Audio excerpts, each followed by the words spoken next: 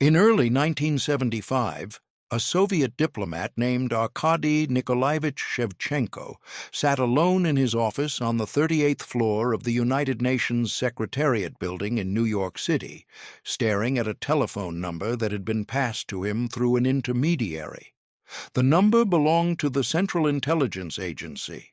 Shevchenko was 44 years old, the Under-Secretary General of the United Nations for Political and Security Council Affairs, and one of the highest-ranking Soviet officials ever posted to an international organization. He was also, at that moment, contemplating an act that would make him the most valuable intelligence asset the United States had ever recruited from within the upper echelons of the Soviet government. The office was quiet except for the hum of the heating system and the distant sounds of traffic from First Avenue below. Through the windows, Shevchenko could see the lights of Manhattan spreading out in all directions, a view he had come to associate with a certain kind of freedom that did not exist in Moscow. He had been living in New York since September 1973, when he had been appointed to his UN position, a posting considered both a privilege and a test by the Soviet leadership. His wife and their 2 children, then in their mid-teens, had accompanied him to New York and lived with him in an apartment provided by the Soviet mission. Before we continue with how Arkady made his first contact with American intelligence, if you're fascinated by the hidden human cost of Cold War espionage and the real moral complexity behind defection, make sure to subscribe and turn on notifications. We uncover these documented stories every week, examining the impossible choices that defined an era. Now, let's talk about how a Soviet diplomat became America's most valuable Cold War asset. Shevchenko's path to this moment had been, by Soviet standards, one of remarkable success and privilege. He had been born in 1930 in Gorlovka, an industrial city in the Donbas region of Ukraine. His father had been a railway worker who died when Arkady was young, leaving his mother to raise him and his sister alone during the difficult years of World War II and its aftermath. Arkady had been an exceptional student, winning admission to the Moscow State Institute of International Relations, the elite training ground for Soviet diplomats, in 1949. He graduated with honors in 1954 and was immediately assigned to the Ministry of Foreign Affairs. His career advanced steadily through the 1950s and 1960s.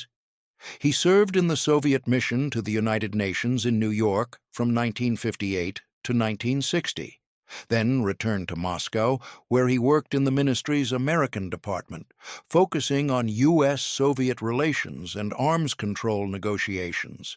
He became known as an expert on American politics and foreign policy, participating in numerous international conferences and negotiations. In 1970, at the age of 40, he was appointed as a senior advisor to Soviet Foreign Minister Andrei Gromyko, one of the most powerful positions in the Soviet foreign policy establishment. The appointment to the United Nations in 1973 was the culmination of this success.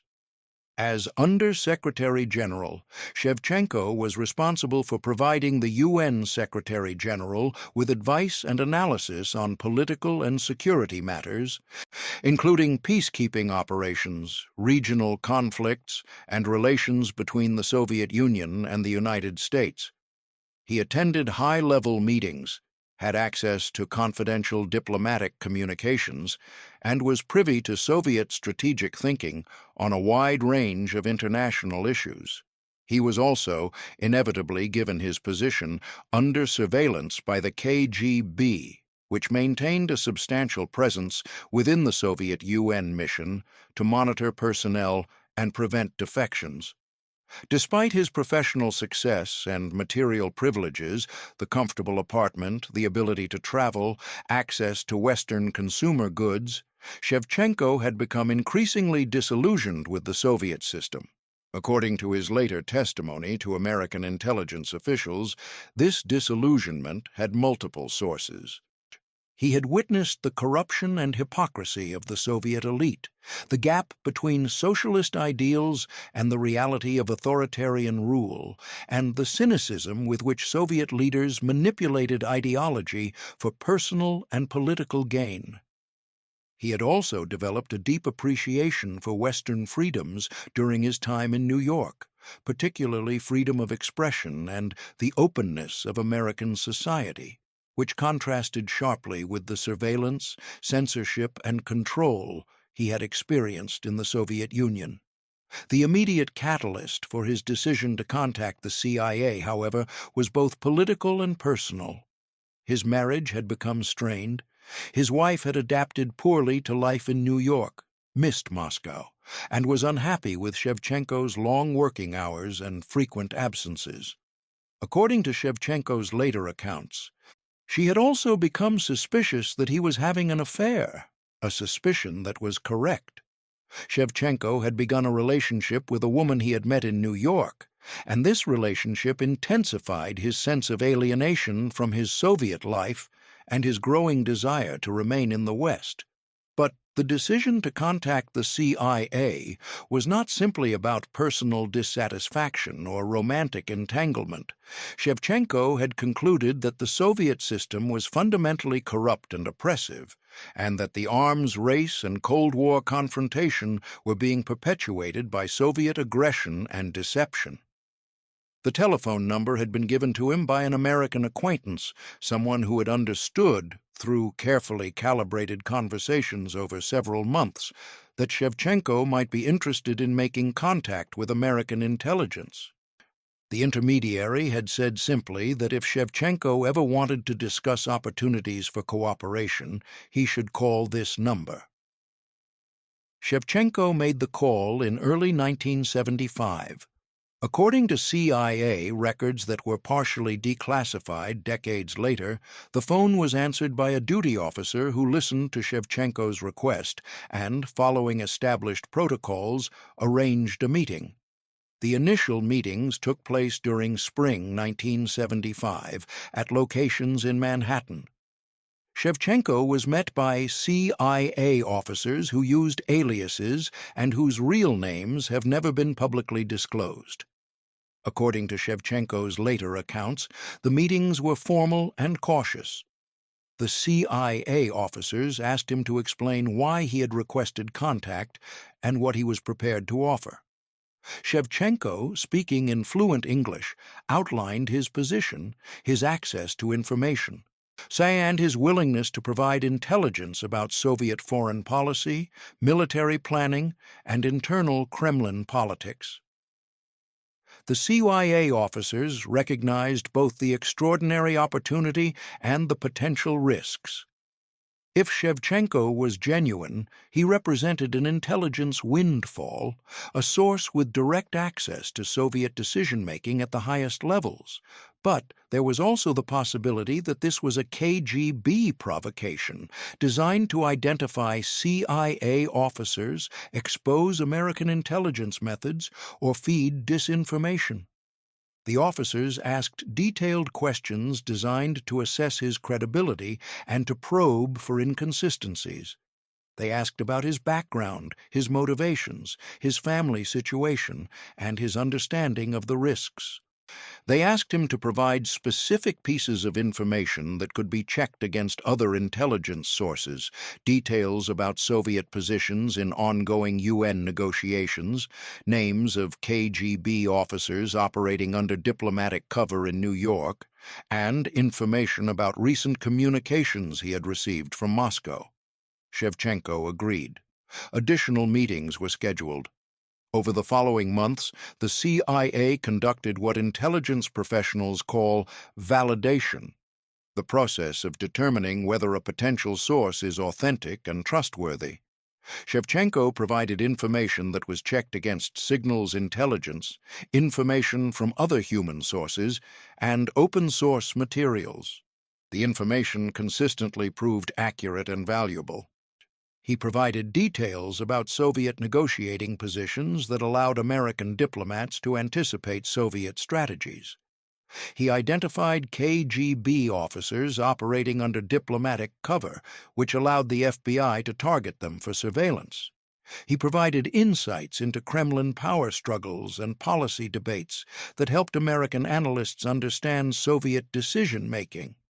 By summer 1975, the CIA had concluded that Shevchenko was genuine and had given him the cryptonym DYNAMITE, a designation that reflected both the explosive value of his intelligence and the danger he represented if exposed.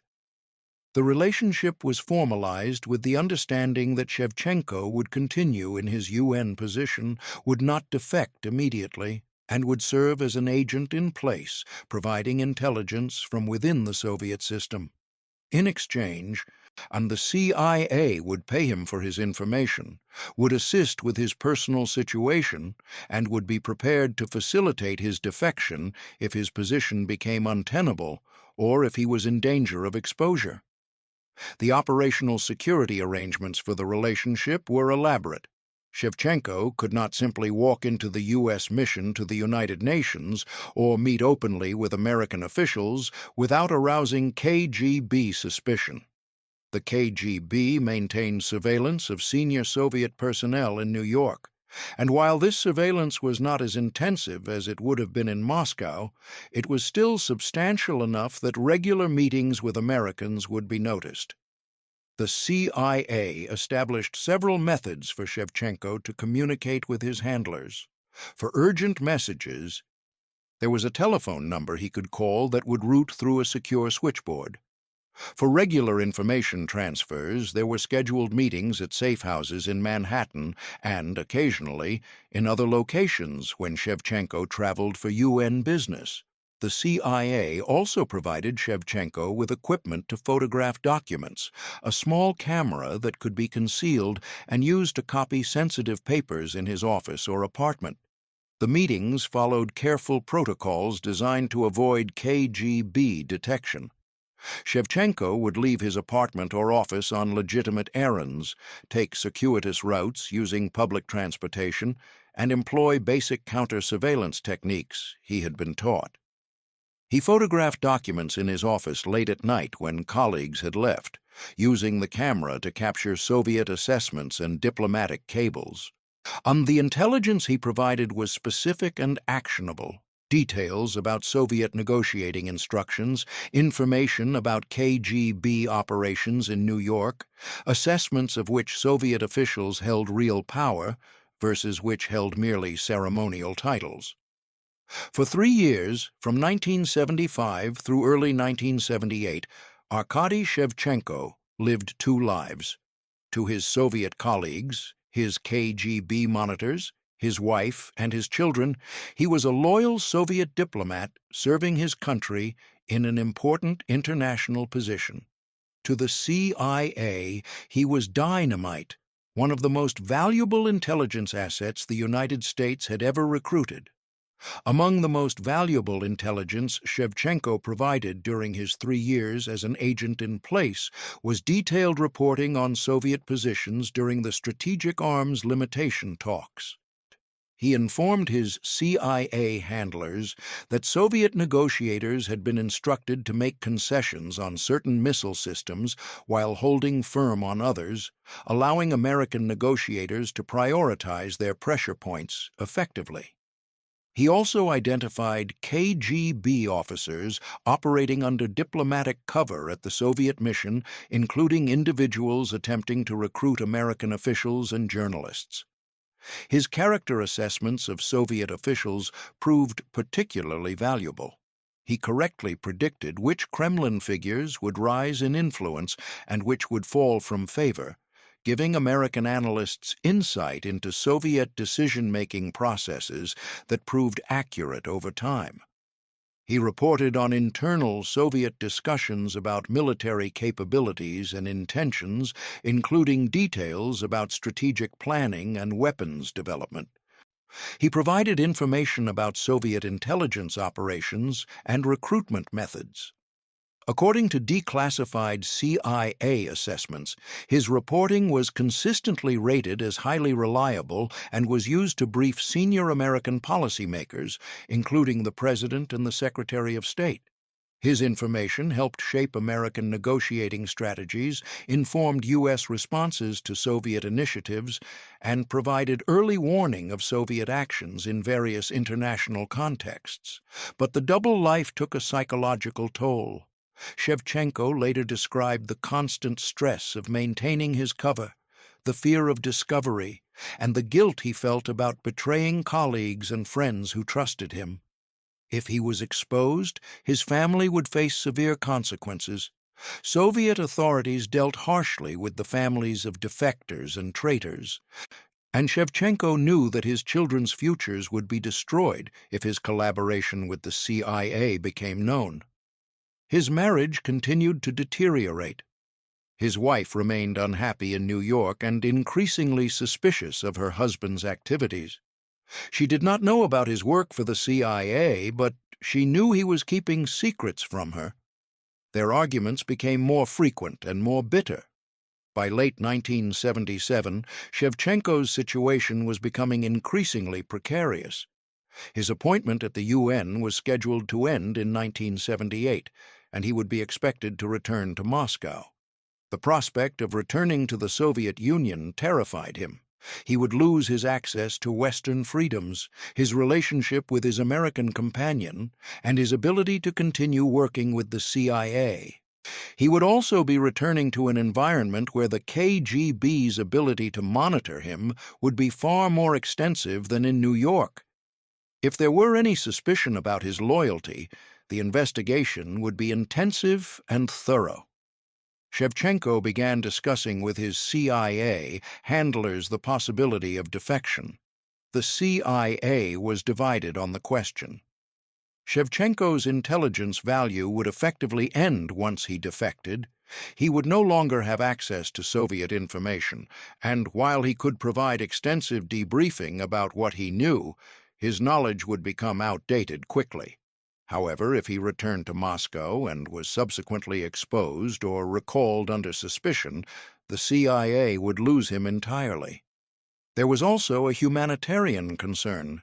Shevchenko had risked his life to provide intelligence, and the CIA had an obligation to protect him if he was in danger.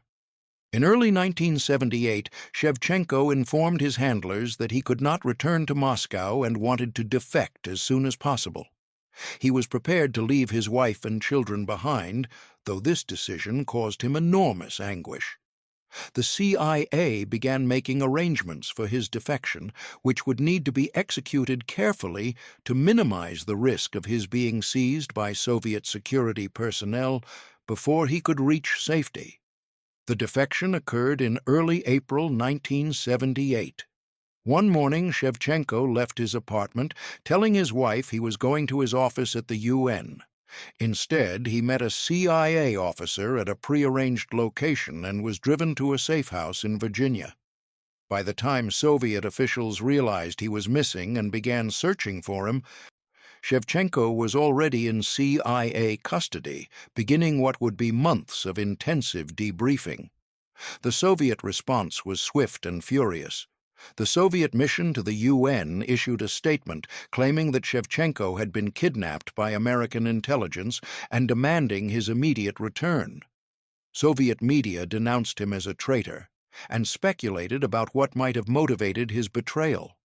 Suggestions included blackmail over sexual indiscretions, financial corruption, or psychological instability.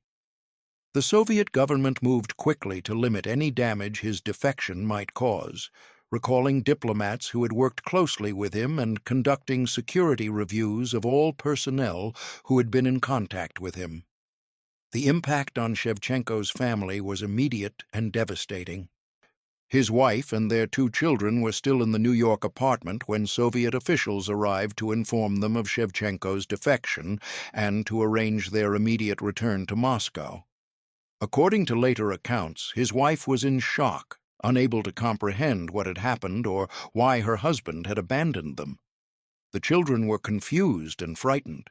The family was put on a flight to Moscow within days of Shevchenko's defection. Upon their arrival, they were interrogated extensively by the KGB about what they had known about Shevchenko's activities and contacts in New York. The KGB appears to have concluded that his wife had no knowledge of his work for the CIA and that the children were innocent, but the family nonetheless faced severe consequences. They were moved from their previous comfortable apartment in Moscow to a smaller, less desirable unit in a different neighborhood. His wife lost her employment and found it difficult to find new work given her husband's disgrace. The children faced ostracism at school and university.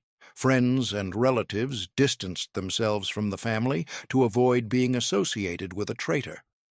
According to KGB documents that were partially released after the fall of the Soviet Union, the family remained under periodic surveillance and faced restrictions on travel and employment for years. The KGB's investigation into how Shevchenko had been recruited and what damage he had caused consumed thousands of man-hours. According to documents released after the Soviet Union's collapse, KGB officers interviewed hundreds of Soviet diplomats and officials who had worked with Shevchenko, reviewed years of his communications and reports, and conducted intensive surveillance of anyone he had been in contact with during his time in New York. The investigation concluded that Shevchenko had likely been motivated by ideological disillusionment combined with personal factors, but could not determine precisely when or how the CIA had recruited him.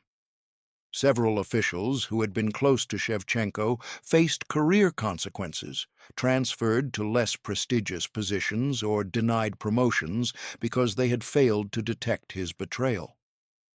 For Arkady Shevchenko, the months following his defection were a mix of relief and profound loss. The CIA conducted extensive debriefings, during which he provided detailed information about the Soviet foreign policy apparatus, intelligence operations, and the personalities and power structures within the Soviet government. This information was compiled into hundreds of pages of intelligence reports that were circulated to policymakers and analysts throughout the U.S. government. But he had also lost his family. He had left behind his children, who he loved, and who now would grow up believing their father was a traitor who had abandoned them. He had destroyed his wife's life, even though he felt their marriage had been beyond repair.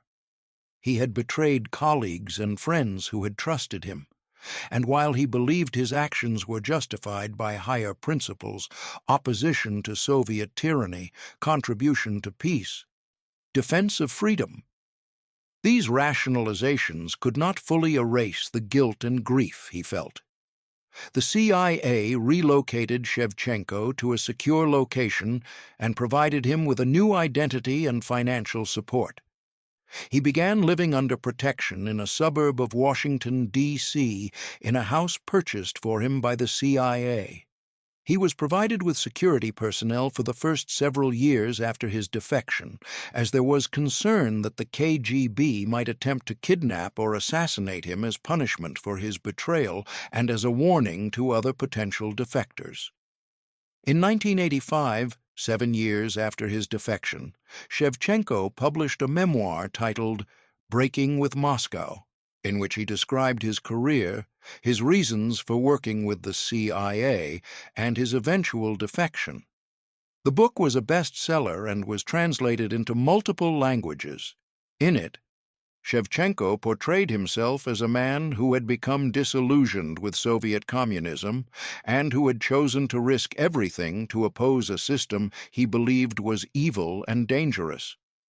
The memoir provided extensive detail about the internal workings of the Soviet foreign policy establishment, the personalities and power struggles within the Kremlin, and the methods Soviet intelligence used to recruit and handle agents. It also described Shevchenko's personal life, including his troubled marriage and his relationship with the American woman he had been seeing during his time in New York. Critics noted that the memoir was self-serving and that it portrayed Shevchenko as more principled and less self-interested than he may have actually been.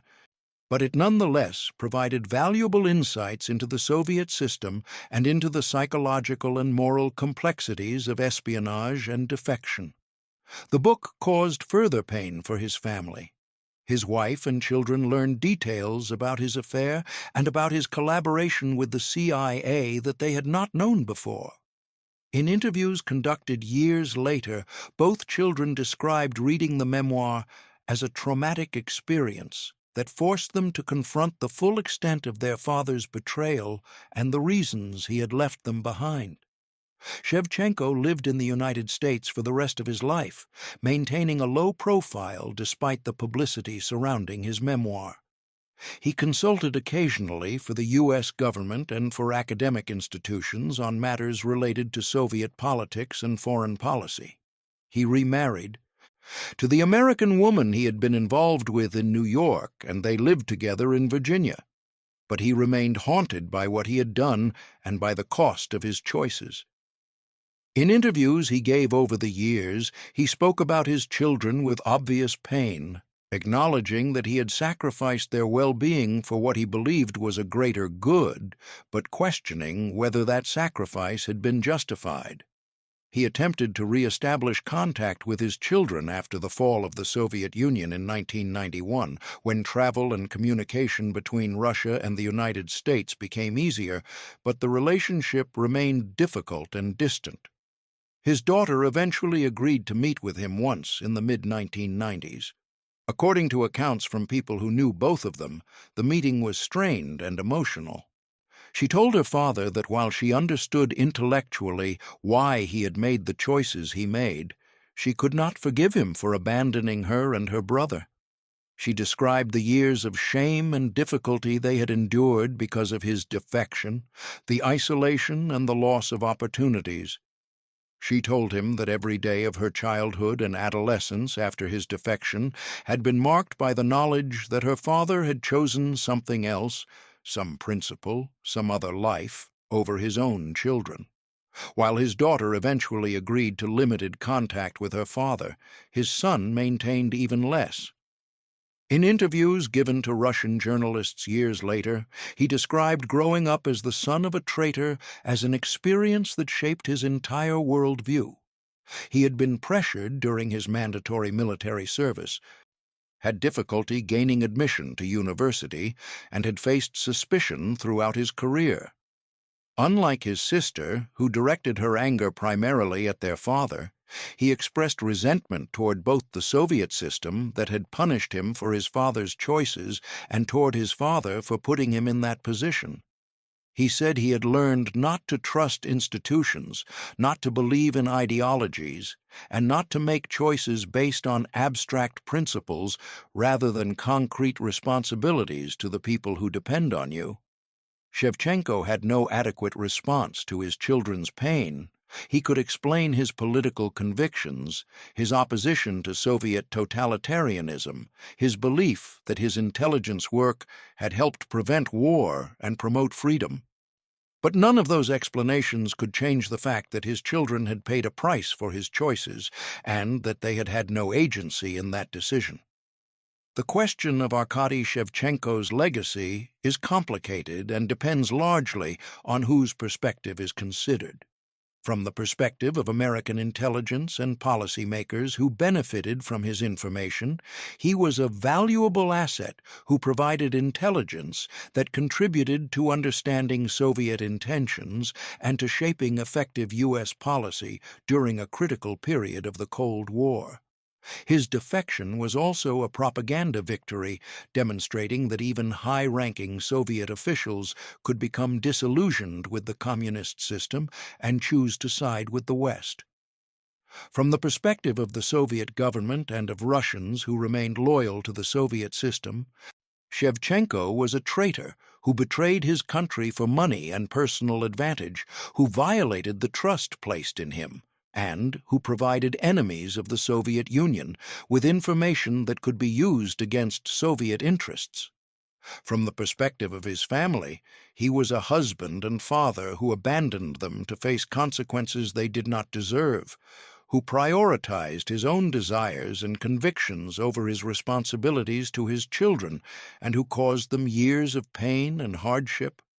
All of these perspectives contain elements of truth.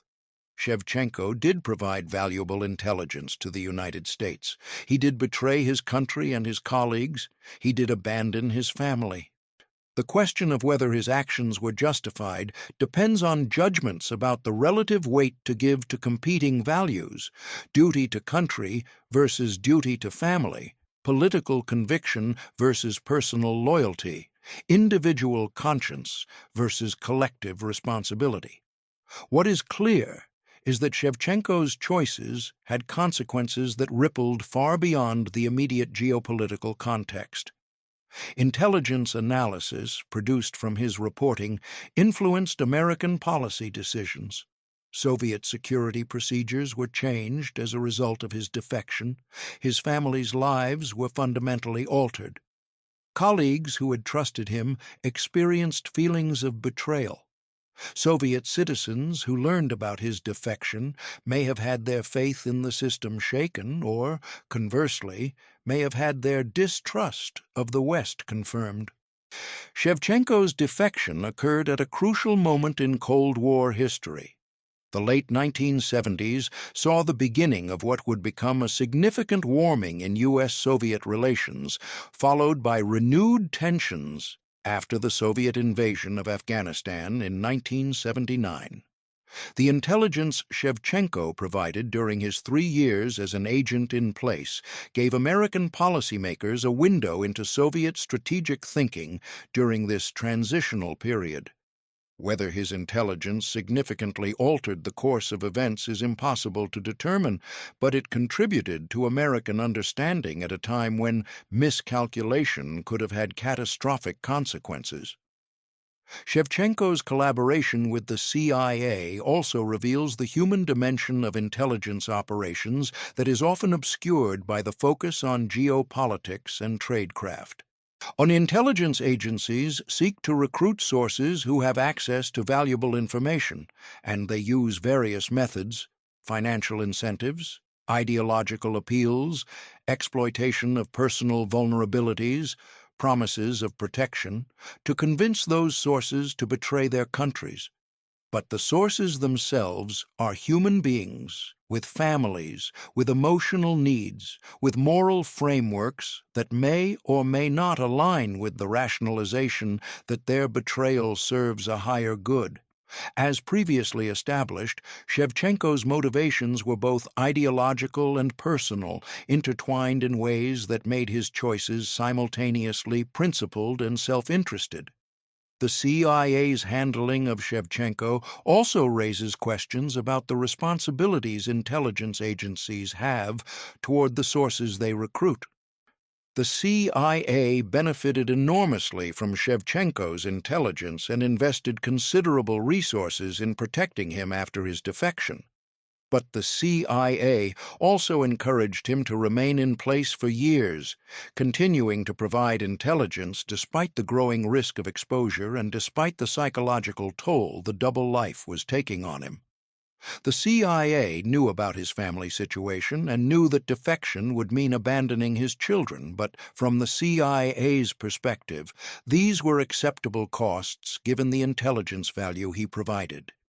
This calculus, treating human beings and their families as assets and costs to be weighed against intelligence value, is inherent in espionage, but is nonetheless morally troubling. The CIA officers who handled Shevchenko likely believed they were serving American national security interests, and that the intelligence he provided could help prevent war or Soviet aggression. They may have believed that these goals justified the harm that would come to Shevchenko's family. But they also profited professionally from running a valuable source, and their careers were advanced by his productivity. The consequences for Shevchenko's wife and children were entirely undeserved. They had no knowledge of his espionage, had no agency in his decisions, and yet they bore the cost of his choices for the rest of their lives. According to accounts from people who knew the family in later years, his wife never fully recovered from the shock of the defection and the subsequent hardships. She worked in various low-level positions, lived modestly, and avoided talking about her former husband. Both children eventually married and had families of their own. Both struggled with the legacy of their father's defection. His daughter built a stable life for herself despite the difficulties of her youth. His son had more trouble, experiencing depression and difficulty maintaining relationships. In interviews given to Russian journalists, he spoke about the shame he had felt as a young man, the sense of being tainted by his father's betrayal, and the difficulty of forming his own identity separate from the stigma of being the son of a traitor. Both children believed their father's actions were inexcusable, not because of the political dimension. They had no particular loyalty to the Soviet system and acknowledged that it had many flaws, but because he had sacrificed their welfare for his own goals. They believed that whatever his political convictions, he had had a responsibility to his children that he had violated. For Arkady Shevchenko, the last years of his life were marked by declining health and continuing reflection on his choices. He suffered from heart disease and diabetes, conditions that were likely exacerbated by the stress of his double life and its aftermath. He died on February 28, 1998, at the age of 67 in a hospital in Virginia. In interviews he gave in the years before his death, Shevchenko expressed regret about the impact of his actions on his family, but continued to maintain that his decision to work with the CIA had been justified by the larger geopolitical context. He argued that the Soviet Union had posed a genuine threat to world peace, that the information he had provided had helped the United States negotiate from a position of knowledge rather than ignorance, and that his contribution had been meaningful even if the cost had been high. But he also acknowledged that the cost had been higher than he had anticipated when he made the initial decision to contact the CIA. He had thought that he could compartmentalize his life, that he could continue to be a good father while serving as a spy, that he could eventually defect and somehow maintain a relationship with his children. He had been wrong on all counts. The double life had corroded his relationships, the defection had destroyed his family, and the gulf between him and his children had proved unbridgeable. When asked whether, knowing what he knew then, he would make the same choices, Shevchenko reportedly hesitated for a long time before saying that he did not know.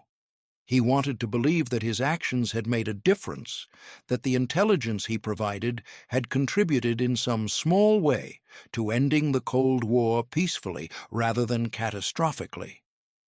But he could not know for certain whether that was true or whether it was simply a rationalization he had constructed to make sense of choices that had cost him everything that mattered.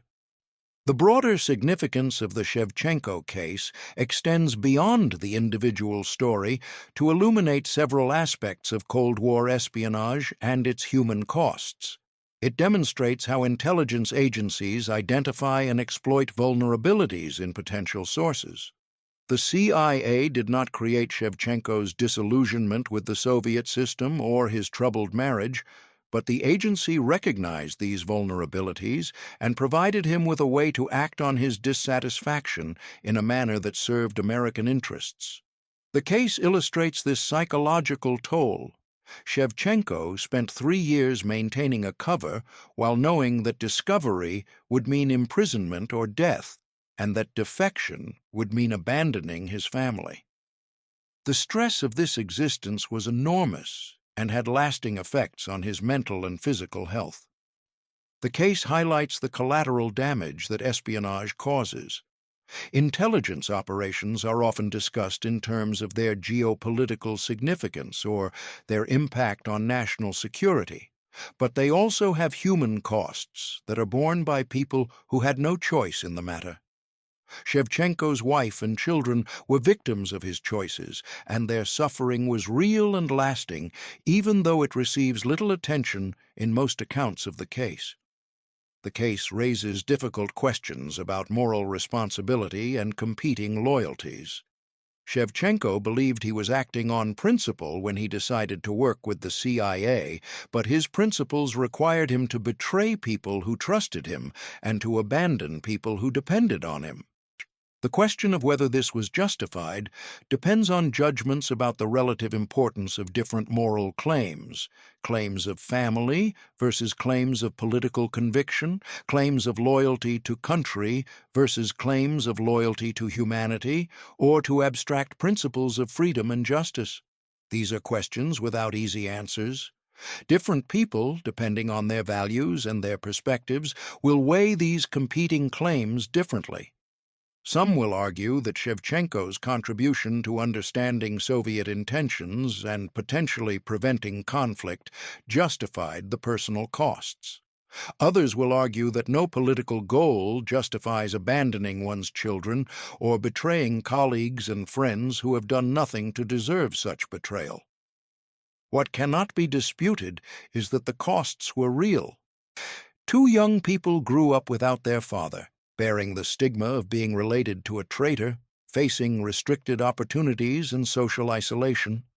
A woman who had married expecting a conventional Soviet life found herself suddenly alone, blamed for her husband's actions, struggling to survive economically and socially. Colleagues who had trusted Shevchenko experienced the shock of betrayal and the professional consequences of having been associated with a defector. Soviet security procedures were changed, affecting the lives of thousands of other diplomats and officials who had had nothing to do with Shevchenko's espionage, but who now faced increased surveillance and restrictions because the system had been compromised. The intelligence Shevchenko provided to the CIA was used to brief American presidents, to inform negotiating strategies at arms control talks, and to shape U.S. policy toward the Soviet Union. Whether this intelligence actually prevented specific acts of Soviet aggression or contributed meaningfully to the eventual peaceful conclusion of the Cold War is impossible to determine with certainty. Intelligence is one factor among many that influences policy decisions, and the causal chains that link specific pieces of intelligence to specific outcomes are complex and often obscure. What can be said is that American policymakers believed Shevchenko's intelligence was valuable and that it informed their understanding of Soviet intentions and capabilities. Whether that value was sufficient to justify the human costs depends on moral frameworks and value judgments that vary from person to person and from culture to culture. In the final analysis, Arkady Shevchenko was neither a hero nor a villain, but a man who made choices that he believed were right at the time, choices that were shaped by his personal circumstances, his political convictions, his psychological needs, and the opportunities presented to him by American intelligence. Those choices had consequences that extended far beyond him, affecting his family, his colleagues, the intelligence agencies that recruited and protected him, and the governments whose policies were influenced by the information he provided. He was 44 years old when he made the call that began his work with American intelligence. He was 67 when he died, believing he had contributed to preventing catastrophe, but knowing that the price had been the destruction of his family. And in between, he lived a life defined by secrecy, took exile, and the unresolvable tension between principle and personal loyalty. A life that illuminates the human cost of the Cold War and the impossible choices that ideology imposes on those caught between irreconcilable systems.